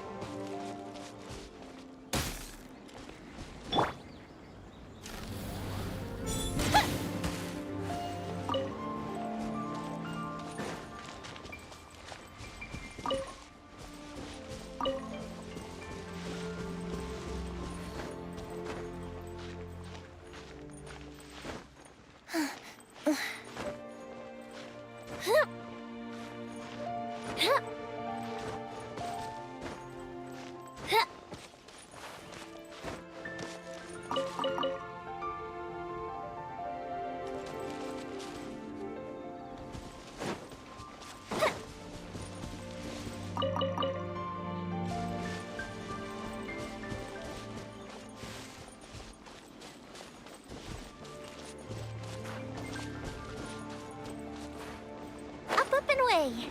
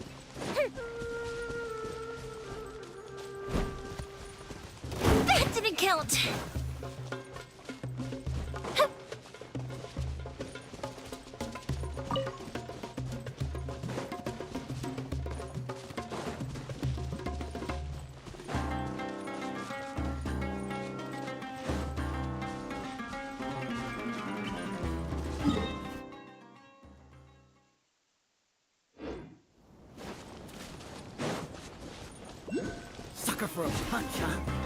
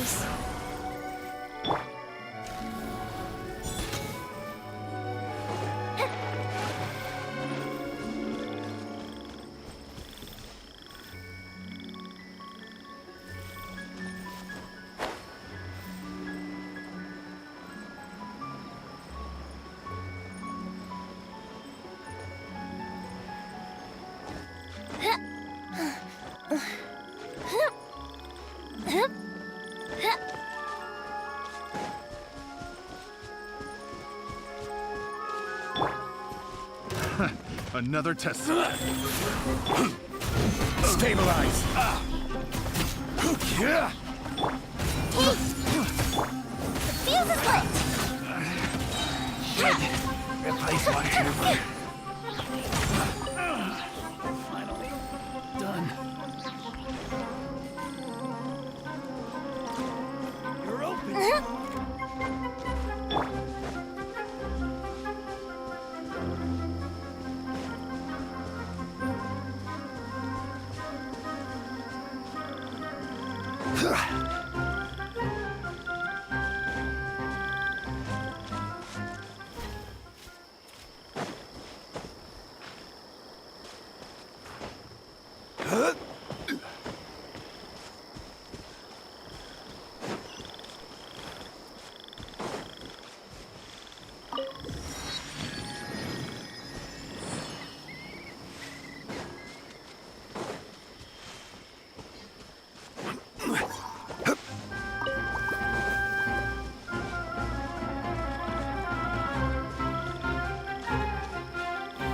Solidify!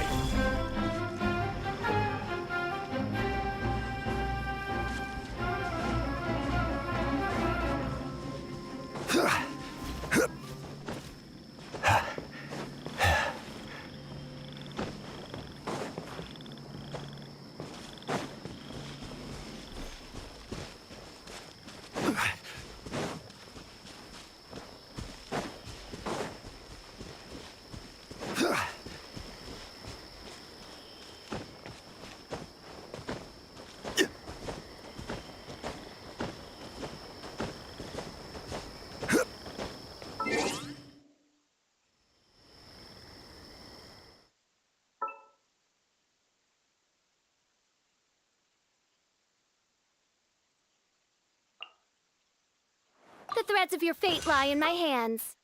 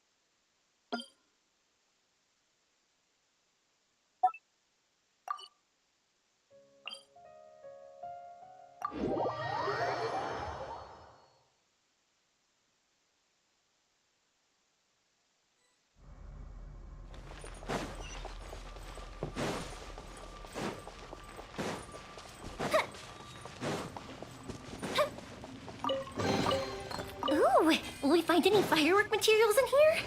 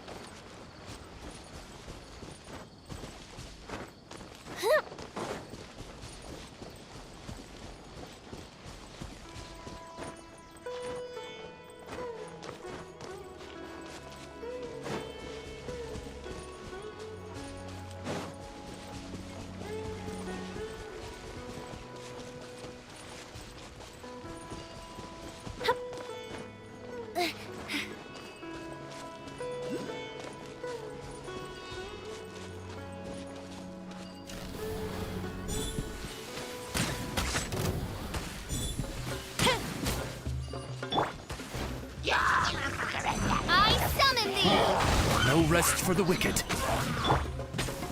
Gather!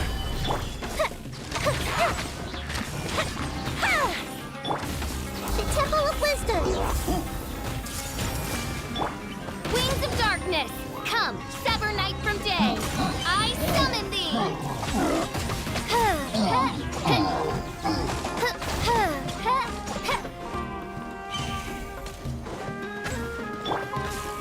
Stabilize! Fire hazard!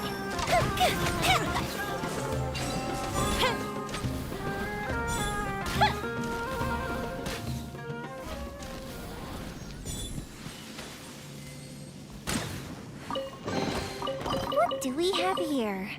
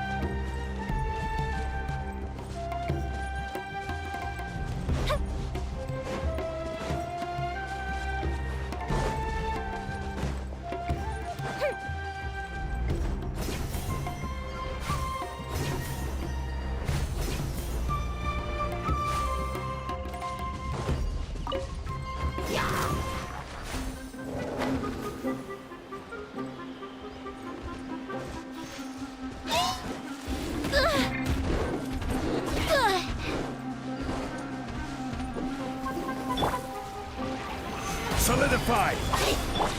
By royal decree! I see everything! Time for a light show!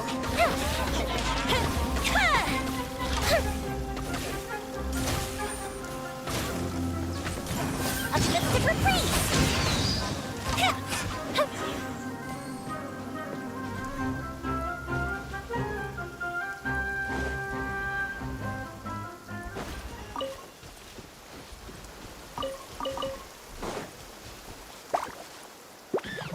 Fuse is lit!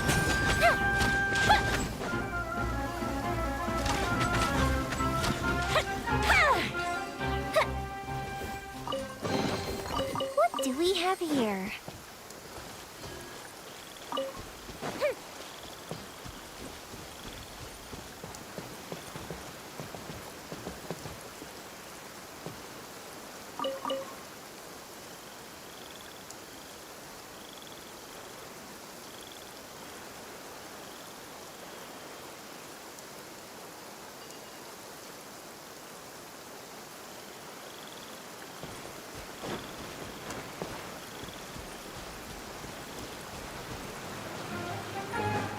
Fire hazard!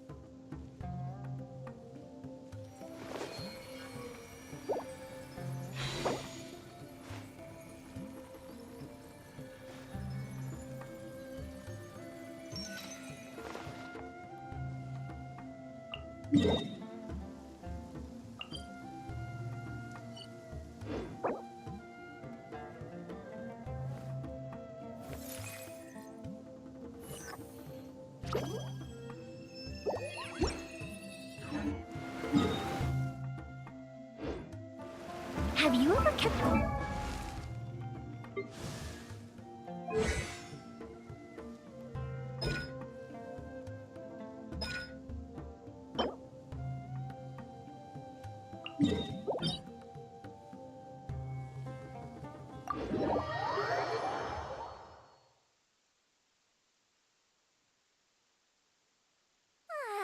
This is great. I feel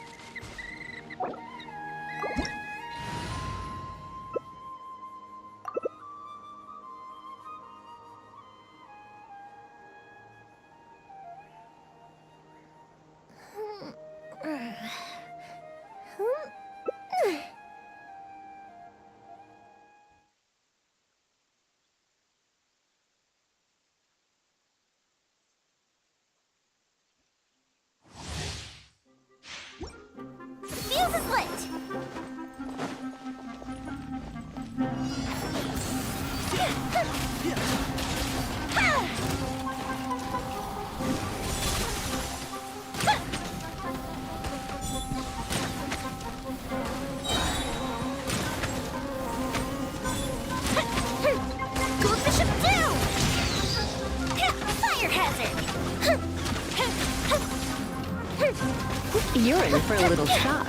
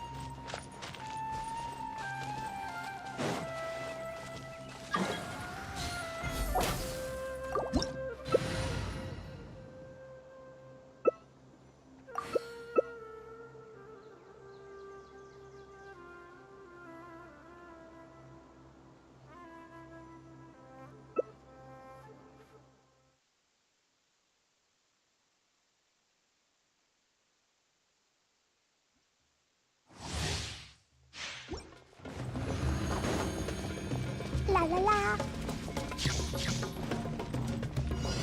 And Shroud! Time for a light show. Here come the fireworks. Keep up, son! Rap!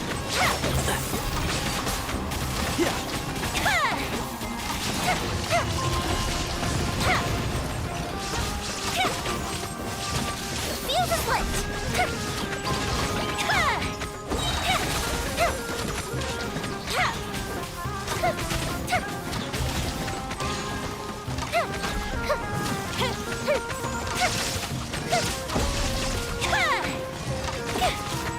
Time for a light show.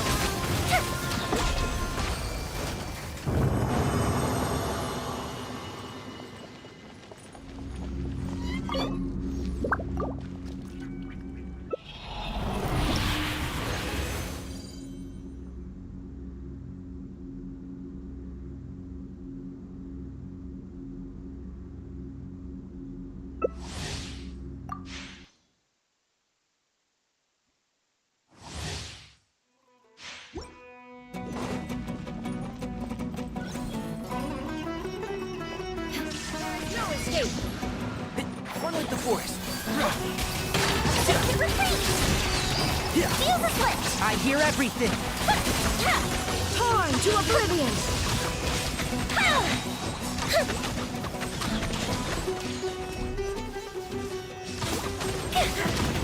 Goldfish up down.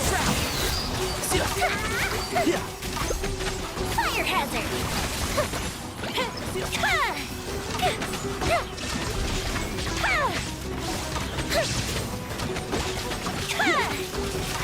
Can't see?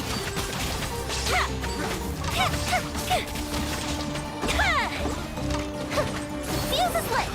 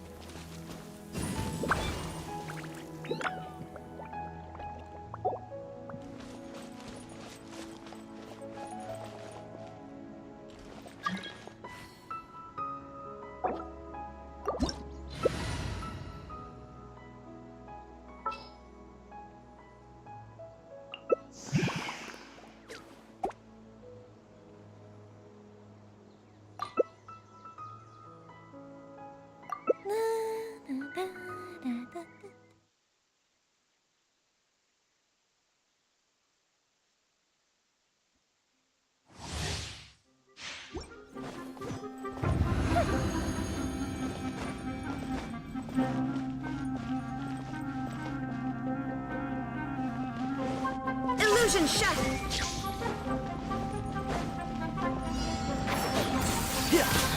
Here comes the fireworks! Fire hazard! Let's nip that in the bud.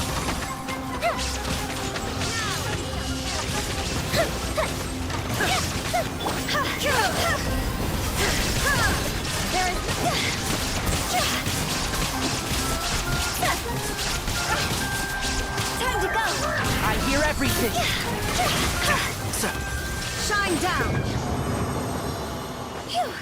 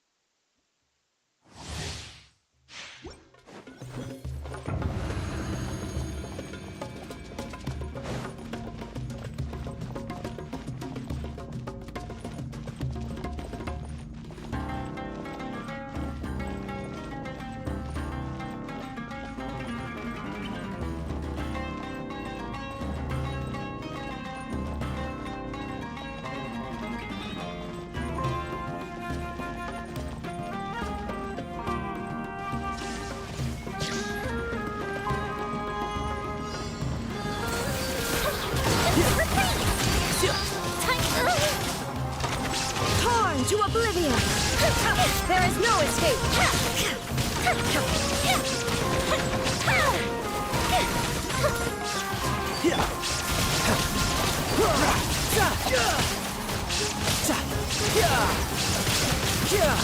Shine down!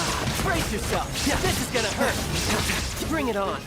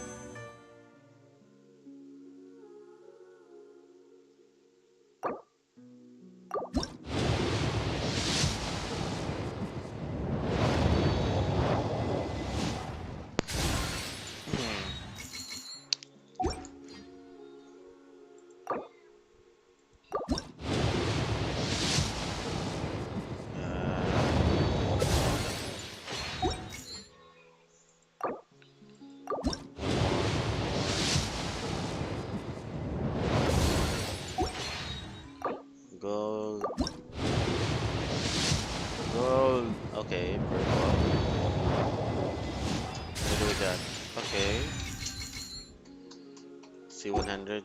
C 100. Noel. Oh! Ah! uh, damn. Okay, maybe there's a next 5 star. Give me gold. My God.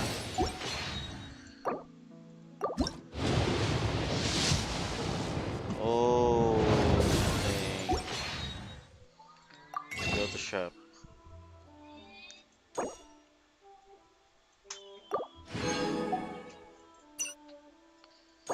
Okay, okay.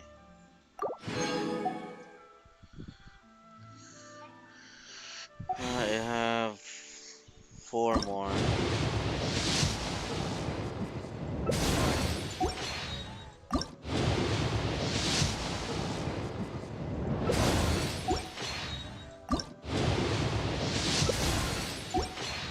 Okay, next time. Still have a lot of time to get Farina. How many days do I have? How many days? 20 days? Okay, I can grind for 20 days. Oh,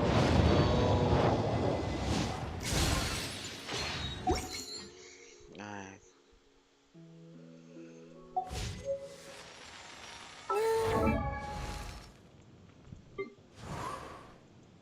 What's her constellation though? Increase the pulling speed of Gale Blade after holding for more than 1 second. And increase the damage dealt by 40%. Okay, so damage increase. Nice.